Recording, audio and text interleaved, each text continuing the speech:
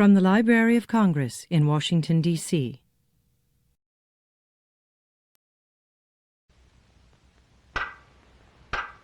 Five, four, three, two, one.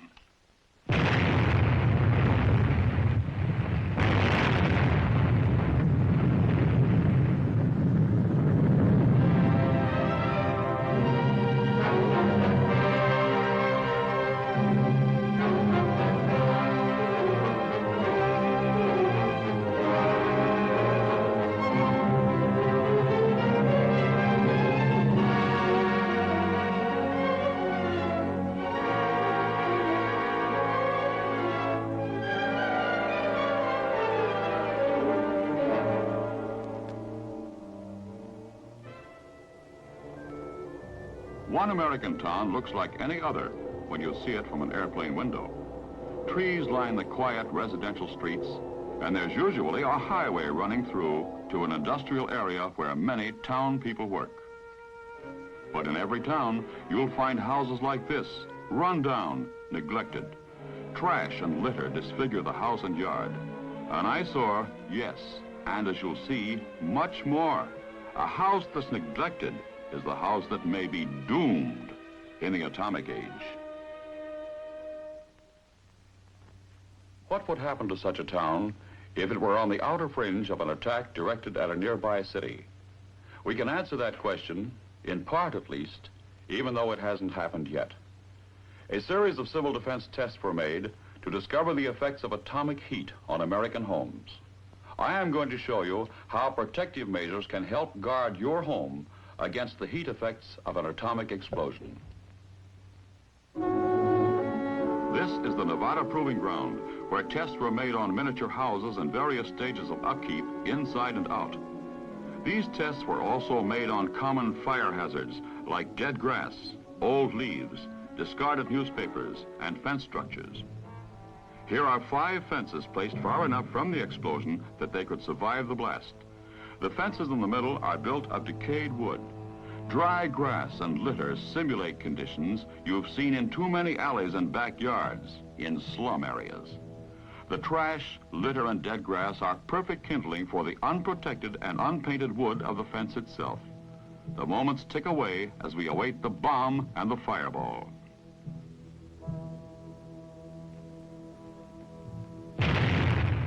The light flash and the heat or thermal wave, then the blast wave. You'll remember the 3 middle fences are built of rotten wood, unpainted and surrounded by trash. They are immediately ignited. The 2 outer fences, without litter, are slower to ignite. Decayed, combustible wood surfaces like these fences are readily ignited by heat flash. Likewise, some types of interiors are easily ignited. This will be demonstrated in the next test.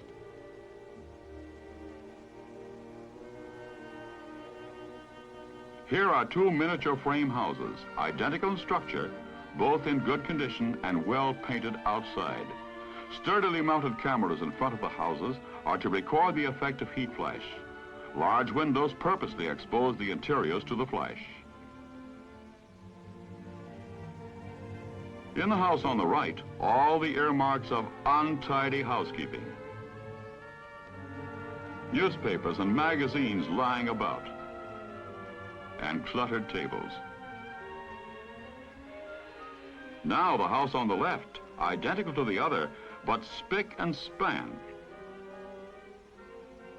Trash has been thrown away. Tabletops are tidy. 2 homes, one a fire trap, even under ordinary conditions. The other cleaned up and fresh with better, safer housekeeping, both ready for the test bomb. The light flash and the heat wave, then the blast tears away part of each roof. Let's see it again in stop motion. First, the light flash and the thermal or heat wave that only chars the painted outer surface of both houses.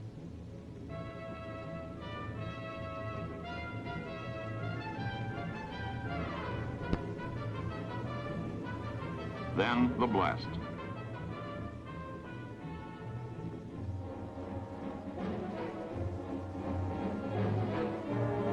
cluttered room of the house on the right bursts into flame. In a few moments, the interior is completely ablaze. The fire that started inside spreads rapidly to the house itself, although the house on the left still shows no exterior flames.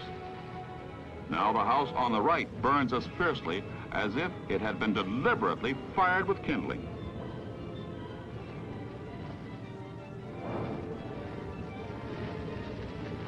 The lack of fire-safe housekeeping has doomed this house to destruction. In the other house, with its better, safer housekeeping, one small fire was readily extinguished afterward. Damage? Yes, but the house still stands. One house standing, one house leveled, both painted and cleaned up outside. Identical houses, except for inside conditions and housekeeping. Now, our third test. 3 identical miniature frame houses, each with varying exterior conditions, all the same distance from the point of the explosion. The house on the right, an eyesore. But you've seen these same conditions in your own hometown. Old, unpainted wood, and look at the paper, leaves, and trash in the yard. In a moment, you'll see the results of atomic heat flash on this house. The house on the left, typical of many homes across the nation. Heavily weathered, dry wood in run-down condition.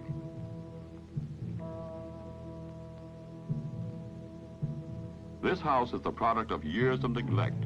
It has not been painted regularly. It's dry and rotten.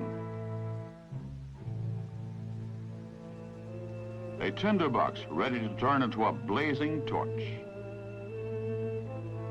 The house in the middle, in good condition, with a clean, unlittered yard.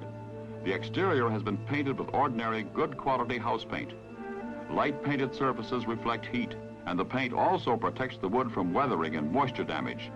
Let's watch the test now and see what happens under atomic heat.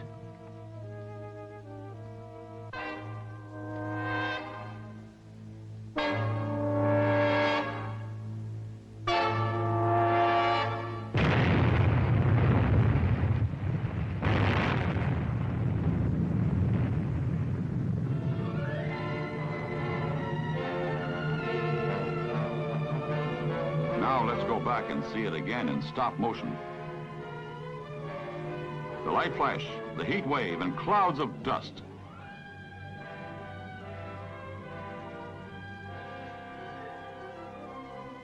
Keep your eye on the house on the right. Notice how the heat wave affects it.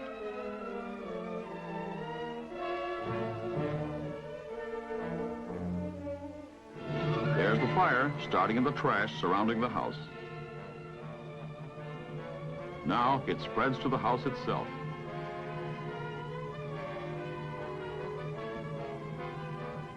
In a moment, the blast wave, and here it comes.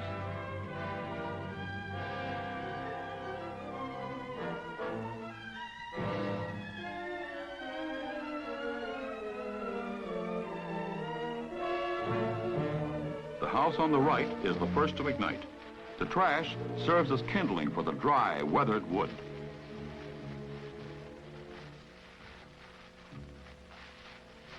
The house on the left smolders for a few moments. Looks almost as if it will not burn, and then bursts into flame. The house on the right continues to burn. 2 houses are a total loss, but the well-kept and painted house in the middle still stands. Which of these is your house? This one? The house on the right, dilapidated with paper, dead grass, litter everywhere.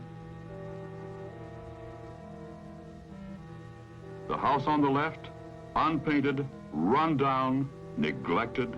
Is this your house? The house in the middle, cleaned up, painted up and fixed up, exposed to the same searing atomic heat wave, did not catch fire. Close examination revealed only a slight charring of the painted outer surface.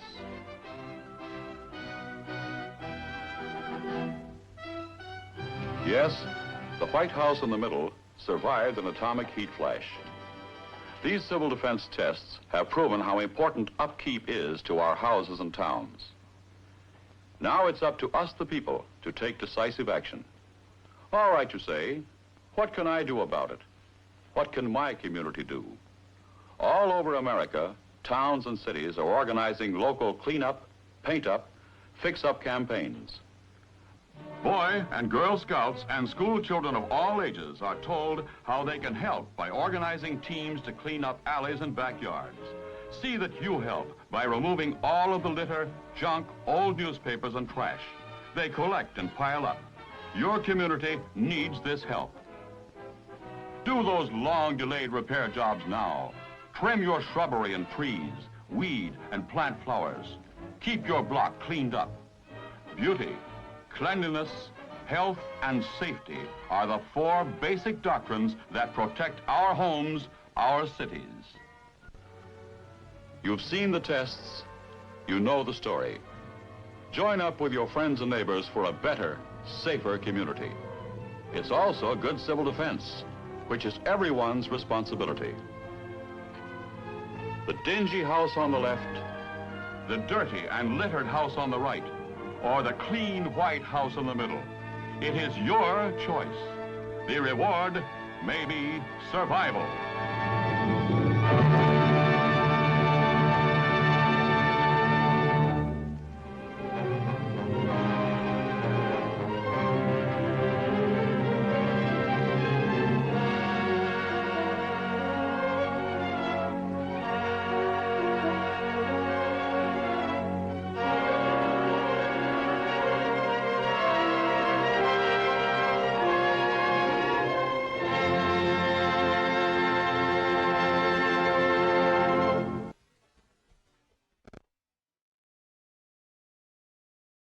This has been a presentation of the Library of Congress. Visit us at loc.gov.